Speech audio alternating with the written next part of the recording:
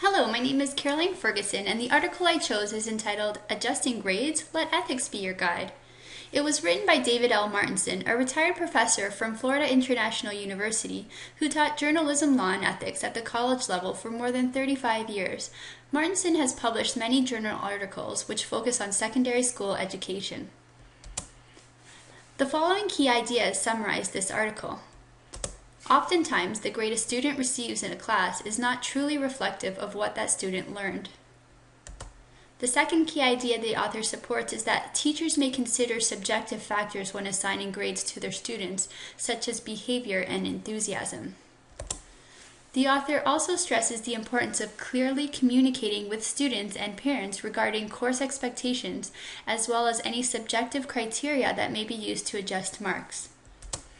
Finally, whatever subjective decisions the teacher makes to adjust a student's grades must be universalizable or transferable to any other student under similar circumstances. In other words, a teacher should never be engaged in favoritism when assigning grades. Let's investigate how each of these ideas relate to the Ministry of Education policy as outlined in the Growing Success document. The first idea, which states that oftentimes the grade a student receives does not reflect what he or she has learned, is in fact made reference to in the Growing Success document. The document states, "It is worth noting right from the start that assessment is a human process conducted by and with human beings, and subject inevitably to the frailties of human judgment."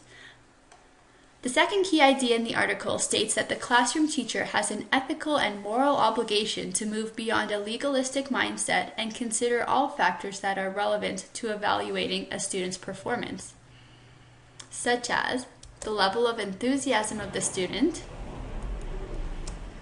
the behavior of the student during class time, and the point within the course where the student was able to grasp the knowledge.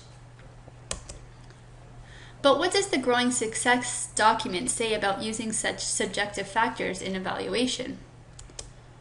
The document does state that determining a report card grade will involve teachers' professional judgment and interpretation of evidence and should reflect the student's most consistent level of achievement, with special consideration given to more recent evidence. However, the Growing Success document also states that students should be evaluated according to the clear standards outlined in the curriculum expectations. The evaluation of learning skills and work habits should not be considered in the determination of a student's grades. Thus, adjusting a student's grades based on such subjective factors as their level of enthusiasm or behavior violates the policy of the Ministry of Education. The third key idea in the article states that clear expectations should be shared with students and parents. This is fully supported in the Growing Success document, as it states that it must be made clear to students early in the school year that they are responsible not only for their behavior in the classroom and the school, but also for providing evidence of their achievement of the overall expectations. And finally, the fourth key idea in the article states that teachers must implement a neutral, universalizable system of assigning grades to all students. This is certainly in agreement with the policy of the Ministry of Education. The Growing Success document lists 7 fundamental principles which lay the foundation for rich and challenging practice. The first principle states that teachers use practices and procedures that are fair, transparent, and equitable for all students. In my own personal experience as a student, I have been in situations where standards were not universalizable. I remember being upset because I had received a mark on a major project which was lower than my friend's mark, even though mine was of higher quality. When I confronted my teacher about this, he told me that he had higher expectations for my work compared to hers, and thus I received a lower grade. As a teacher candidate, I have strived to set clear expectations for evaluation, which did not take into consideration any subjective factors such as student enthusiasm or behavior. I worked hard to develop a clear marking scheme for each test that I graded so that I would be as fair and consistent as possible.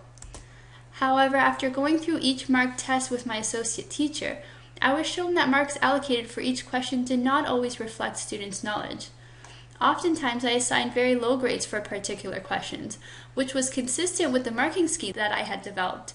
However, I learned that before assigning a grade to each question, I should look to see if it accurately reflects the student's knowledge. During my placements, I also had the opportunity to observe other teachers and their evaluation practices. I noticed that while teachers in the mathematics department were exceptional at providing their students with clear expectations, they often did not coincide with the expectations from the curriculum document. Often, teachers decided that the expectations in the curriculum document were too easy, and thus taught and tested students on a much more difficult level. During placement, I also observed that marking was consistent and universalizable among teachers. However, between teachers, it did not appear to be very consistent. While one teacher would give students mercy marks for showing any work, the other would base their mark purely on performance rather than effort. Thus, students felt that there was an unfair advantage of being in one teacher's class over the others. Finally, I also noticed a few cases where teachers took subjective factors into consideration when assigning grades, such as behavior and work ethic. The ideas presented in this article, as well as in the Growing Success document, have a profound impact on my teaching practice.